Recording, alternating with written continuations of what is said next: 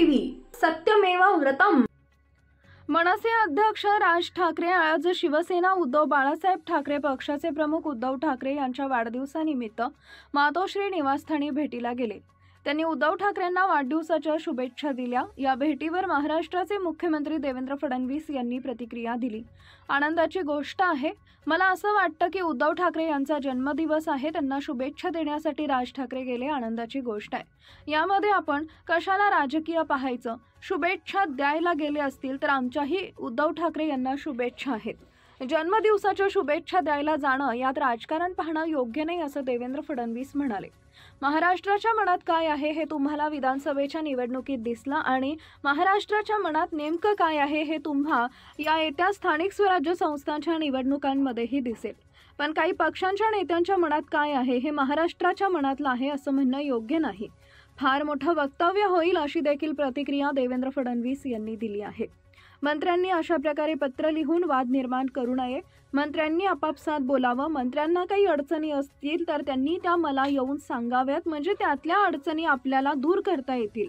शेवटी मंत्री आणि राज्यमंत्री हे दोघंही शासनाचे भाग असतात, त्यामुळे सगळे अधिकार मंत्र्यांकडे असतात। मंत्री जे अधिकार देतात ते राजमंत्र्यांचे अधिकार असतात, त्यामुळे याबाबत कोणतंही कन्फ्युजन नाही। पण राज्यमंत्र्यांना बैठका घेण्याचा अधिकार नाही असं मानणं चुकीचं आहे असं फडणवीस यांनी स्पष्ट केलं आहे। झालेले आहेत आज 20 वर्षांना ते स्वगृही गेलेले आहेत मातोश्रीवर।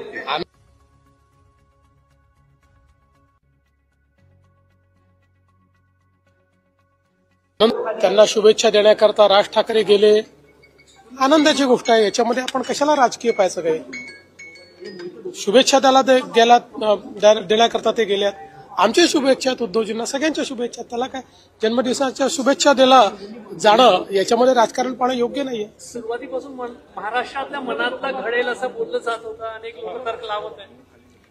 बघा, महाराष्ट्राच्या मनात काय आहे हे तुम्हाला विधानसभेच्या निवडणुकीत दिसलं आणि महाराष्ट्राच्या मनात काय आहे हे तुम्हाला ज्या स्थानिक स्वराज्य संस्थाच्या निवडणुका आहेत त्यातही दिसेल। आता काही पक्षाच्या नेत्यांच्या मनात काय आहे ते महाराष्ट्रातल्या मनातलं आहे असं म्हणणं काही योग्य नाही आहे। फार मोठं स्टेटमेंट होईल ते। मिसाळ यांनी ज्या पद्धतीनं आरोप नाही केला, पत्र लिहिलं, राज्यमंत्री ज्या पद्धतीने म्हणतायत, कॅबिनेट मंत्री राज्यमंत्र्यांमधला वाद उघडपणे बाहेर आलेला आहे। राज्यमंत्र्यांना अधिकार बहाल करण्यासंदर्भातही प्रश्न उपस्थित झाला आहे। पहिली गोष्ट तर मला असं वाटतं की अशा प्रकारे पत्र लिहून वाद तयार कोणी करू नये। मंत्र्यांनी आपापसात बोलावं आणि मंत्र्यांना काही अडचणी असतील तर त्यांनी त्या मला येऊन सांगाव्यात, म्हणजे त्याच्यातल्या अडचणी आपल्याला दूर करता येतील। शेवटी मंत्री आणि राज्यमंत्री हे दोघंही एकाच शासनाचे भाग असतात। सगळे अधिकार हे मंत्र्यांकडे असतात। मंत्री जे अधिकार देतात ते राज्यमंत्र्यांचे अधिकार असतात।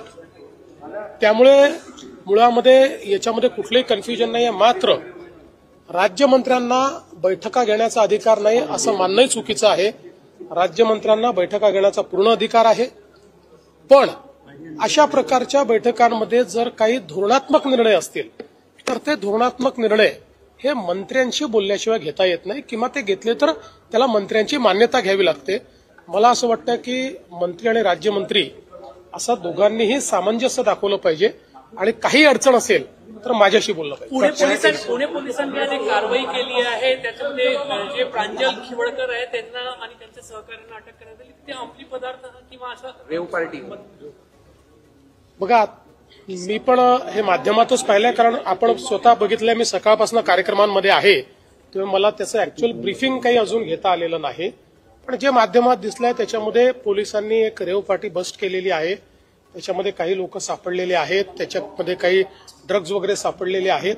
आता मी पूर्ण याचं ब्रीफिंग ज्यावेळेस घेईल त्यावर याच्यावर बोलू शकेल, पण प्राथमिकदृष्ट्या अशा प्रकारचा गुन्हा घडलेला त्या ठिकाणी दिसतो। महामेट्रो तुम्ही आला आहात, महामेट्रो संदर्भात काय निर्णय झाला? न्यू मेट्रो असेल किंवा आणखी काही न्यू मेट्रो जे आहेत, न्यू जनरेशन मेट्रो संदर्भात काय चला, 10 कोटी प्रवासी पण झाले। मला या गोष्टीचा आनंद आहे की तुम्ही शेवटी महत्वाचा प्रश्न मला विचारला।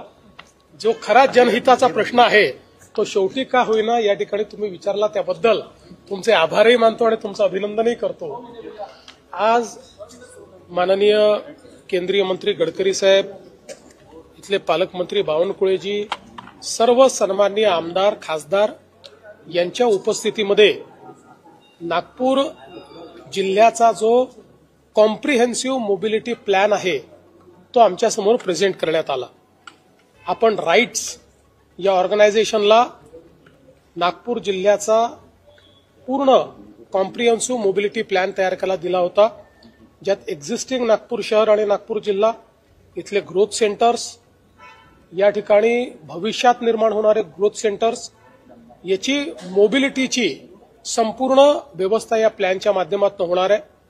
या प्लॅनचे काही भाग आहेत ज्याच्यामध्ये मिसिंग लिंक्स जे आहेत त्याचे इम्प्रूव्हमेंट करणं, काही ठिकाणी रस्ते मोठे करणं, काही नवीन रस्ते निर्माण करणं, काही रिंग्स तयार करणं, काही ठिकाणी अंडरपासेस किंवा त्या ठिकाणी ओव्हरपासेस तयार करणं, काही ठिकाणी फ्लायओव्हर्स तयार करणं, काही ठिकाणी आपल्या ट्रान्सपोर्टेशन सिस्टीम करता व्यवस्था तयार करणं, बसेसची व्यवस्था असेल, रॅपिड मास ट्रान्झिटची व्यवस्था असेल, त्याच्यानंतर आपली मेट्रोची व्यवस्था असेल, याचं इंटिग्रेशन करणं, ट्रॅफिक सिग्नल्सचं इंटिग्रेशन करणं, ट्रॅफिक सायनेजेसची निर्माण करणं, फुटपाथचं निर्माण करणं, फुटपाथवर सायकल लेन्स निर्माण करणं, या सगळ्या गोष्टींच्या संदर्भात अतिशय कॉम्प्रिहेन्सिव्ह स्टडी करून पुढच्या 30 वर्षातलं जे नागपूर असणार आहे त्या नागपूरमध्ये कशा प्रकारे ग्रोथ होते आहे, त्याच्याकरता लोकांच्या मोबिलिटी करता काय काय आवश्यक असणार आहे, असा खूप कॉम्प्रिहेन्सिव्ह प्लॅन या ठिकाणी तयार झालेला आहे. हा प्लॅन आता आमच्यासमोर प्रेझेंट करण्यात आलेला आहे. आता हा प्लॅन जनतेकरता त्या ठिकाणी खुला केला जाईल, त्यांचे सजेशन्स घेतले जातील. लोकप्रतिनिधींनाही सांगितलं आहे की त्यांनीही आपले सजेशन्स काय असतील तर ते लेखी द्यावे. त्यानंतर हा प्लॅन मंजूर करण्यात येईल आणि मंजूर करताना मग याचं एक फायनान्शियल मॉडेल आम्ही तयार करू की ज्याच्यामध्ये 3 फेजेसमध्ये, हा काही 5 वर्षात इम्प्लिमेंट होण्याचा प्लॅन नाहीये, हा 3 फेजेसमध्ये प्लॅन इम्प्लिमेंट होईल. त्यातलं फर्स्ट फेज हा 5 वर्षामध्ये आपल्याला इम्प्लिमेंट करायचा आहे. त्या दृष्टीने त्याचं एक फायनान्शियल मॉडेल आम्ही तयार करू आणि मग नागपूर आणि जे नागपूर मेट्रोपॉलिटन रिजन आहे किंवा जिल्ह्याचा जो भाग आहे या सगळ्याचा एकात्मिक विकास या मोबिलिटी प्लॅनच्या माध्यमातून केला जाईल. मेट्रो एकेकाळी म्हटलं जात होतं नागपुरात गरजेची नाही, मात्र 10 कोटी प्रवाशांचा टप्पा मेट्रोने 6.5 वर्षात पार केला. मला अतिशय आनंद आहे की नागपूरकरांनी केवळ मेट्रो स्वीकारलीच नाही तर चांगल्या प्रकारे मेट्रोचा वापर सुरू केलेला आहे. आणि आता जे मेट्रोचे नवीन कॉरिडॉर आपण करतोय या कॉरिडॉरमुळे मेट्रोची रायडरशिप दुप्पट होणार आहे.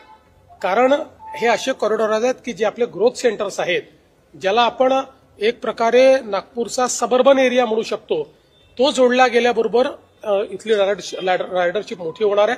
आज हाही विचार झाला की रायडरशिप अजून वाढवण्याकरता आपल्या बस सिस्टीमचं आणि मेट्रोचं एक सिम्युलेशन करून किंवा एक त्याच्यामध्ये इंटिग्रेशन करून आणि त्यातनं बस सिस्टीमला मेट्रोचं फीडर म्हणून जर वापरलं आणि काही रूट्स जे महत्वाचे आहेत याच्यावर मेट्रो आणि बस सिस्टीमचं अशा प्रकारचं इंटिग्रेशन केलं की दर 5 ते 10 मिनिटाला लोकांना ट्रान्सपोर्ट उपलब्ध असेल तर रायडरशिप मेनीफोल्ड वाढू शकते, मोठ्या प्रमाणात वाढू शकते. त्याही संदर्भात आज चर्चा झालेली. कक्षा 3 से लेकर 12वीं तक मिशन सिंदूर को लेकर एक मॉडल तैयार किया जा रहा है, क्या कैसे देखते हैं इसको आप, जिसमें देखिए बहुत अच्छी बात है. मिशन सिंदूर ये केवल एक मिशन नहीं है, देश को आत्मनिर्भर बनाने वाला, देश को स्वाभिमानी बनाने वाला और देश की रक्षा को पुख्ता बनाने वाला ये मिशन रहा है.